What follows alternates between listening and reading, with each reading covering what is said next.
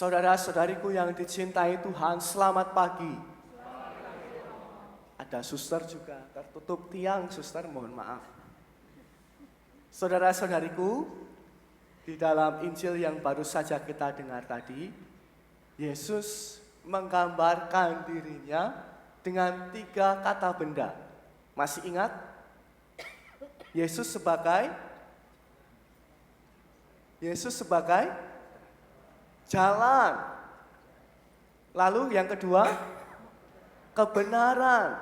Yang ketiga di belakang saya, hidup. 3 kata kerja ini tidak berdiri sendiri-sendiri atau satu lalu menyusul yang lain, tidak.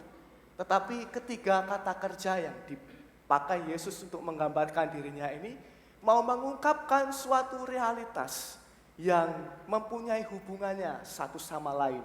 Dan maka mari kita pada pagi hari ini sejenak merenungkan 3 hal ini dalam kehidupan kita.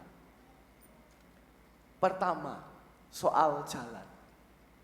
Saudara-saudariku, seringkali kita menyebut hidup kita itu sebagai suatu perjalanan. Ya. Atau kita mengatakan perjalanan hidup.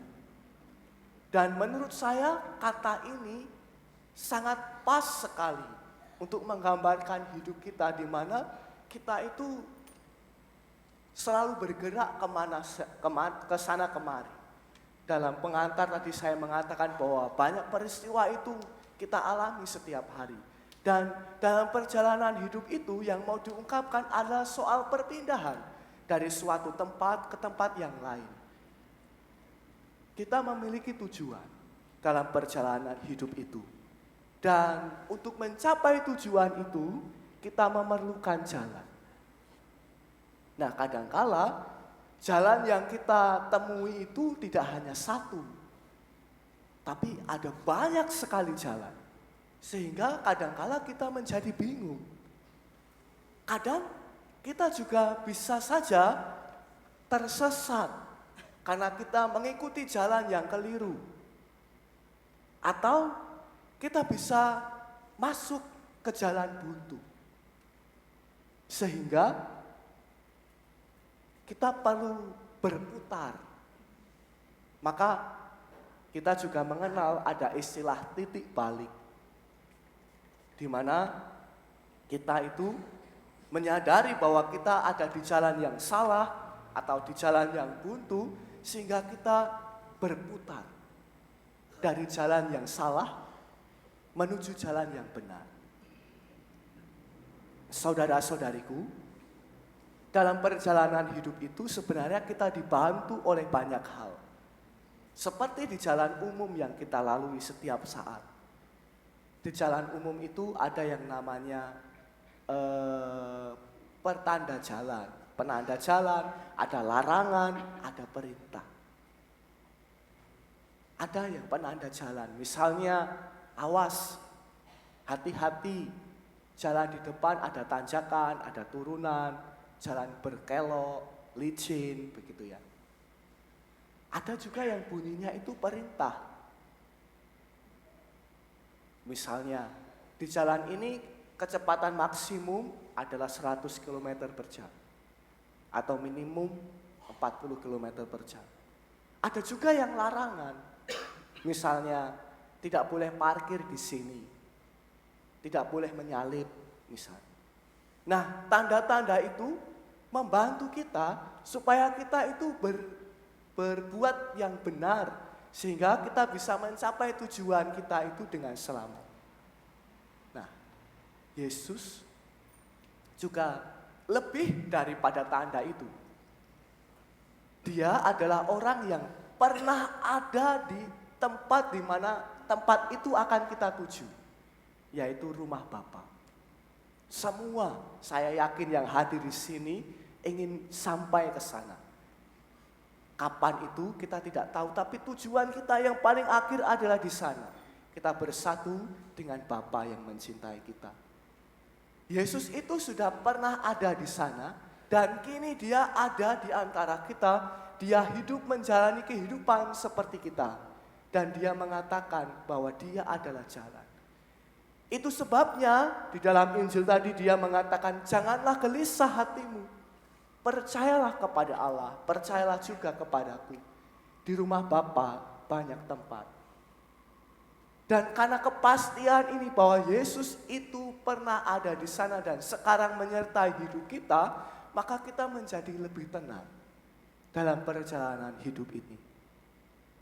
Nah, maka permenungan soal jalan ini menghantar kita pada permenungan kata kerja yang dipakai Yesus yang kedua, yaitu kebenaran. Di tengah berbagai macam jalan yang kita temui dalam kehidupan kita itu, Yesus menawarkan satu jalan kebenaran. Kebenaran itu siapa? Jadi kebenaran itu bukan apa, tapi kebenaran itu siapa? Yaitu Bapa sendiri. Dan dia akan menghantar kita menuju kepada Bapa.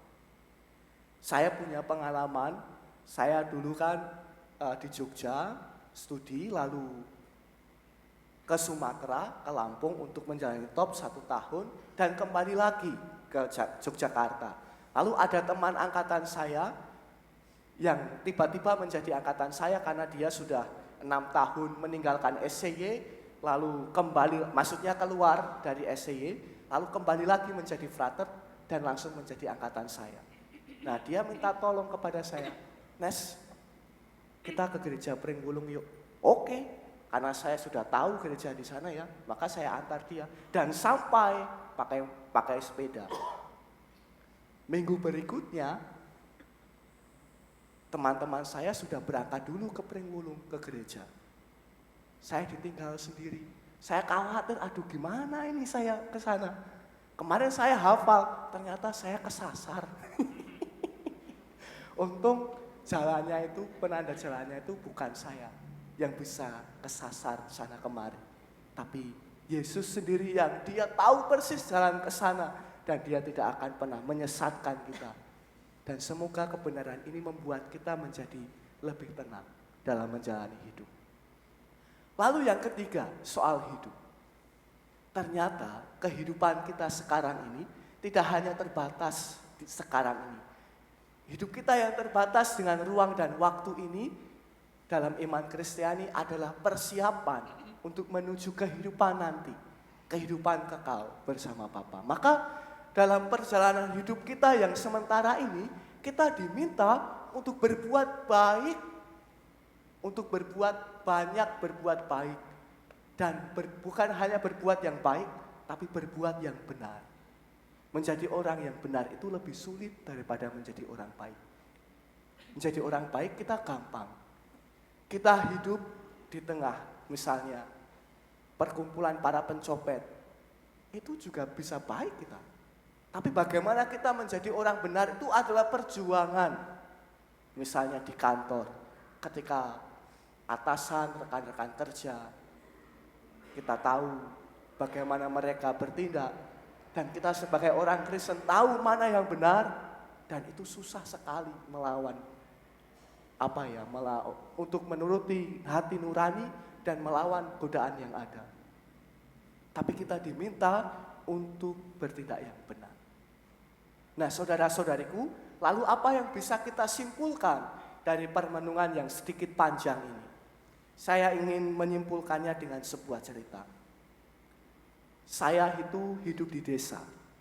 Dulu waktu saya masih kecil, ketika orang itu menikah, tidak akan dirayakan, resepsinya itu tidak akan dirayakan di gedung karena tidak ada memang. Tapi dirayakan di rumah. Dan para tamu itu akan datang ke rumah untuk menghadiri resepsi itu. Nah, kebiasaan di desa untuk membantu para tamu yang datang, sejak di jalan besar itu sudah diberi tanda. Misalnya siapa ya namanya, Rudi dan Risa misalnya gitu kan. Lalu jalannya ke arah kanan, tanda panah gitu ya. Lalu ada perempatan, dipasang lagi Rudi dan Risa arah kiri misalnya. Begitu sampai di tempat tujuan. Nah, saya bersama dengan teman-teman saya yang juga masih kecil-kecil itu, seringkali memutar tanda itu. Yang harusnya ke kanan, kami putar itu ke kiri. Dan kami menunggu di sana. Kami menunggu orang-orang itu tersesat. Dan kami sangat senang sekali ketika melihat mereka tersesat. Jangan ditiru ya. Jangan ditiru. Tapi apa yang mau saya sampaikan? Saudara-saudariku, ada pihak-pihak yang senang ketika kita itu salah jalan. Benar, ada. Bahkan mereka akan menertawakan kita ketika kita salah jalan. Ada pihak-pihak yang akan sukacita ketika kita salah jalan. Untuk itu, maka kita perlu pegangan. Kita perlu patokan. Dan itu adalah Yesus sendiri. Yang Dia tidak akan pernah menyesatkan kita. Dan semoga kita, seperti doa pembuka tadi, kita dianugerahi rahmat untuk dengan tekun dan setia berjalan bersama Tuhan yang menuntun kita pada jalan kebenaran dan hidup itu. Kemuliaan kepada Bapa dan Putra dan Roh Kudus, seperti pada permulaan, sekarang, selalu, dan sepanjang segala abad. Amin.